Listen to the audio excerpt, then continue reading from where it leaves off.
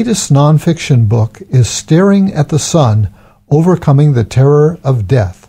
Now, here's the interview. Dr. Irvin Yalom, welcome to Wise Counsel. Well, thank you very much. You've enjoyed incredible success not only as a psychiatrist and Stanford professor, but particularly as an author, and you have a book that I believe is coming out this month, which is called Staring at the Sun, Overcoming the Terror of Death. Yes, it came out, I think, 2 days ago. 2 days ago. Well, congratulations. Thank you. How did you come to write this book? Well, if I could tell you the story about writing this book, because it's been a long evolution.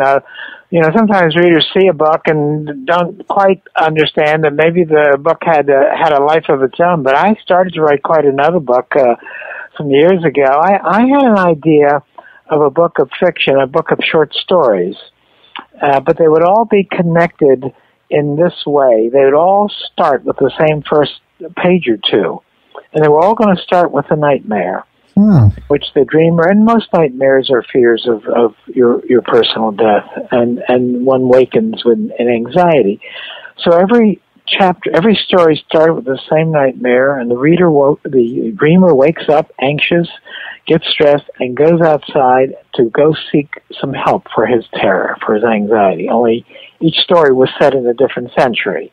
In other words, where do people go for help with fearfulness of death? Yeah, very interesting. And the first story was going to be the story set in about ancient Greece, about 400 BC, and they would go to seek Epicurus, one of the philosophers who particularly offered some counsel for this.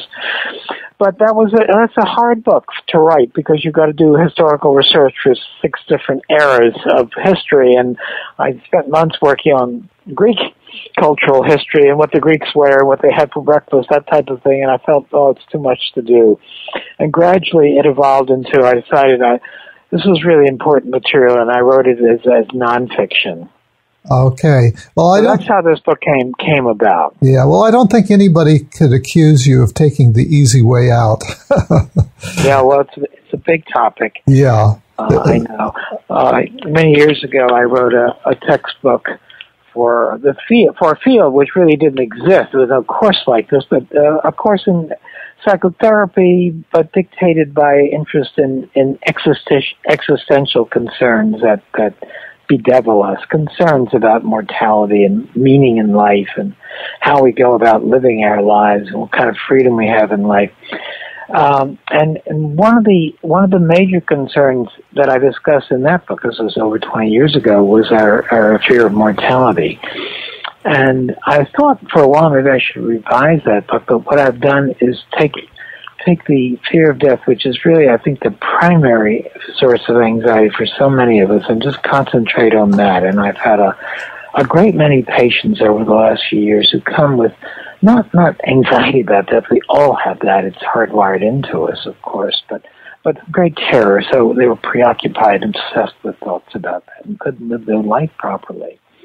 So that's really formed the background of material for this particular book. Okay, well, to further orient our listeners toward the book, let me ask you to read a short passage from the book. And I'm thinking on my copy, it starts on page 9. It's the last it's the last 4 paragraphs of chapter 1. Oh, sure. Okay. Well, chapter 1 is I'm just introducing the topic, and I'm talking about the fact that death anxiety is much more common than we think it is. In fact, it underlies a lot of symptoms that we see in therapy, although therapists often don't tend to recognize it as such. We tend to minimize that, or don't want to deal with death anxiety because, well, what can we do about it? And then as I tell what I'm going to do in each chapter, and I ended up with these words: why, you may ask, take on this unpleasant, frightening subject? Why stare into the sun? Why not follow the advice of the venerable dean of American psychiatry, Adolf Meyer, who a century ago said to psychiatrists, don't scratch where it doesn't itch? Why grapple with the most terrible, the darkest, and most unchangeable aspect of life? Indeed, in recent years, the arrival of managed care, brief therapy, symptom control, attempts to alter thinking patterns have only exacerbated this blinkered point of view. Death, however, does itch. It itches all the time. It's always with us, scratching at some inner door, whirring softly, barely audibly, just under the membrane of consciousness. Hidden in disguise, leaking out in a variety of symptoms, it's the wellspring of many of our worries, stresses, and conflicts.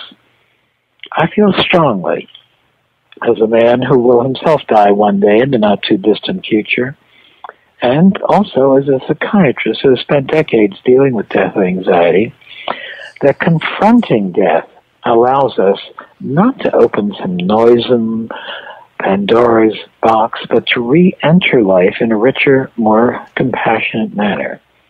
So, I offer this book optimistically.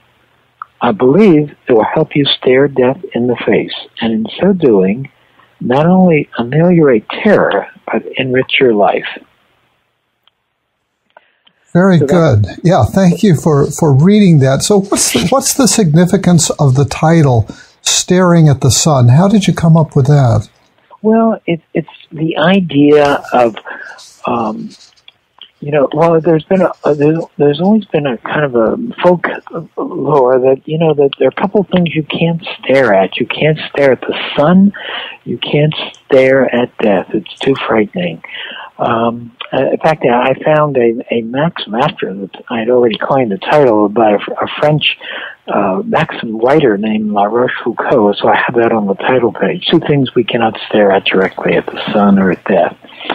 So that's what it was. And in fact, what I'm saying in this book, that I'm not suggesting anyone stare at the sun, but I do believe that it's errorful to think that we can't stare at death. I'm saying that if we stare directly at death, confront it, learn about it, we can not only begin to diminish our symptoms, but more importantly, it can actually be a way of enriching our lives and live more vibrantly.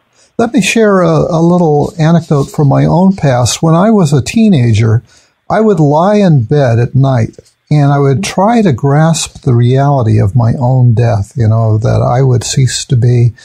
And the metaphor that came to me at that time was of trying to climb an ice mountain, because I'd have to really work at getting to that place of full impact to realize that me, was going to die, and it would scare me so much that I'd slide back down the mountain from that realization. But somewhere in my soul, I felt that this was an important experiment that I was attempting, and I didn't think any of my peers were trying to wrestle with the reality of their own mortality. So somehow I felt that this made me special. Yeah, it's a wonderful metaphor. I like that very much. The idea that we really can't contemplate our own death. Well, we can contemplate maybe what's leading up to death, but we can't contemplate non-being. That led Freud to minimize the importance of death anxiety, because he says, well, we've never had a taste of what it is not to be, and therefore it's not in our unconscious. And he began to think that it translates death anxiety into other things like separation from important people in our lives, those sort of substitutions. But I know I've had many grapplings with death as I was younger. In fact, one of the chapters of this book, I wrote a personal memoir of the kind of thing you're suggesting. How did I confront death, and what were all the early experiences I had with it? Yes.